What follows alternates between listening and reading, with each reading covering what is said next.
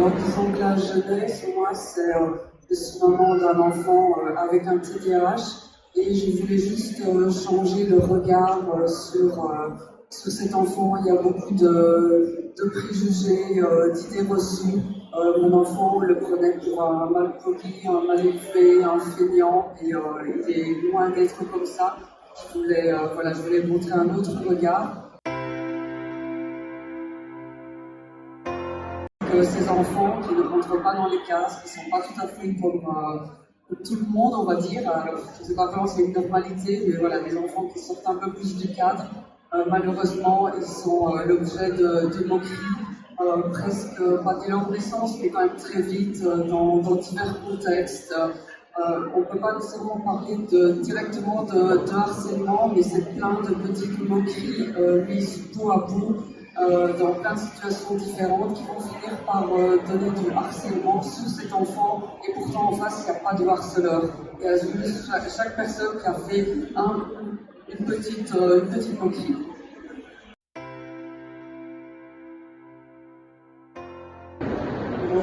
Moi, je veux dire, ça va être mon expérience personnelle, forcément avec mon fils.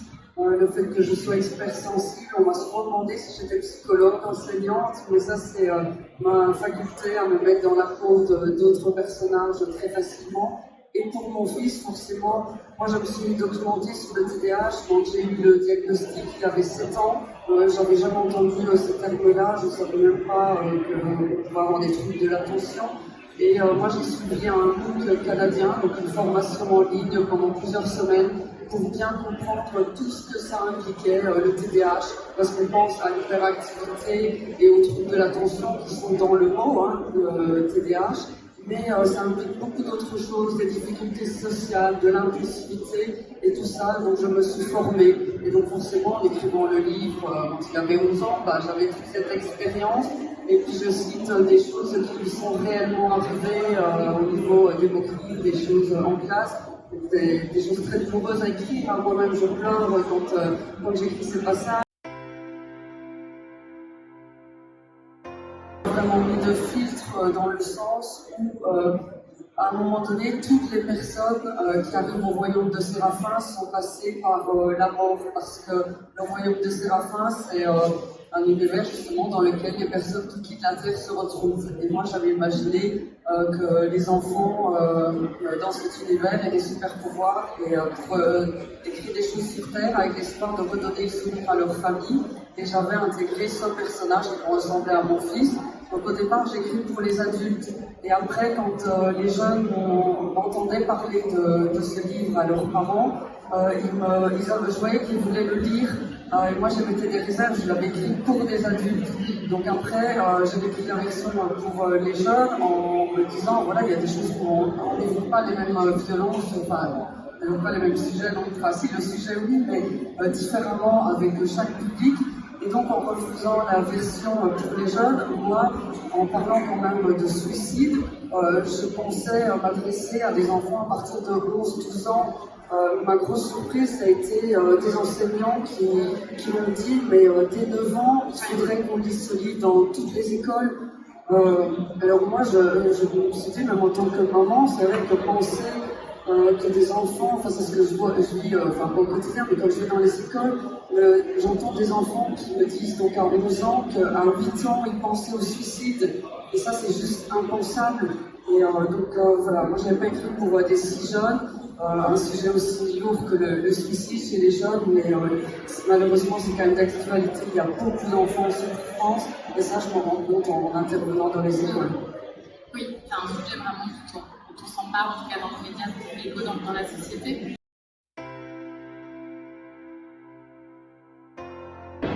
Oui, mais c'est surtout ça, c'est quelque chose qui m'a surprise. Parce qu'en fait, moi, comme j'ai expliqué, je voulais juste rendre mon livre pour les adultes accessible aux enfants qui avaient envie de le lire, parce que ça les intéressait. Le thème, sans doute, qui les touche, mais aussi le côté fantastique. Et moi, je ne m'attendais pas du tout à ce que des enseignants me disent que c'était un outil de lutte contre le harcèlement. Et ce qui est drôle, c'est que ça a été dès la toute première personne qui a lu ce livre, puisque ma correctrice est aussi enseignante. Et elle, en CE2, CM1, CM2, elle me dit il faut que je fasse lire ce livre à mes élèves. C'est tellement important, on a besoin de livres comme ça. Et après, moi, je n'ai entendu que cela. Moi, je suis présente sur le terrain avec mon stand, on va dire, et puis là, je laisse les rencontres comme elles se font, et forcément, il y a des enseignants qui arrivent quand ils voient un stand de livres.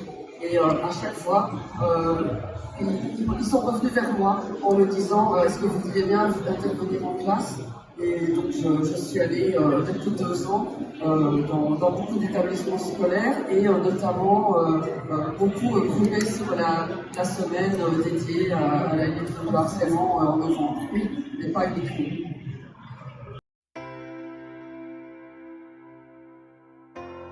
Ça permet de faire passer des messages aux jeunes sans qu'ils aient l'impression qu'on leur ait donné une leçon. Ils sont captivés par l'histoire et ça va les imprégner. Donc ça, c'est...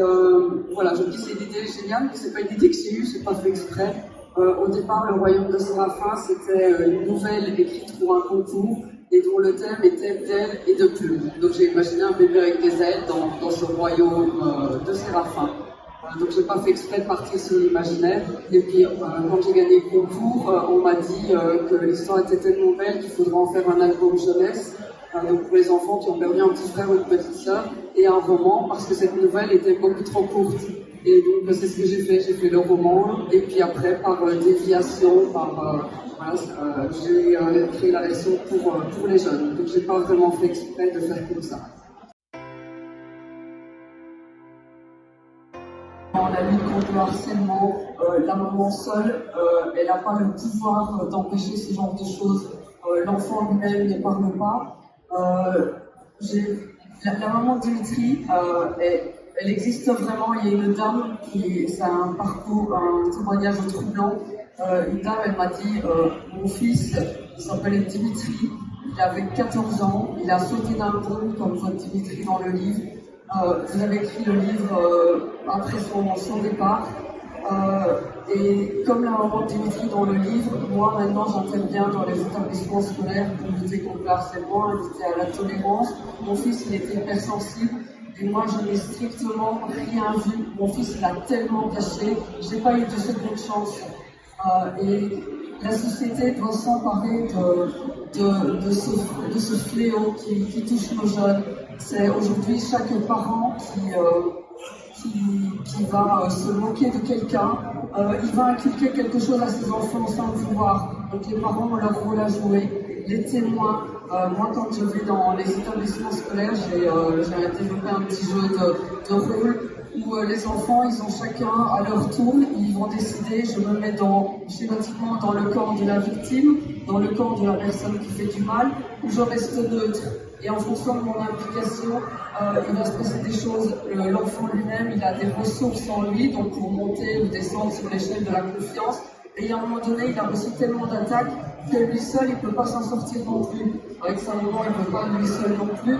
Il faut l'ensemble des partenaires, il faut que des témoins, les enfants, et c'est ce qui a... Moi, j'ai la chance d'avoir encore mon fils à mes côtés.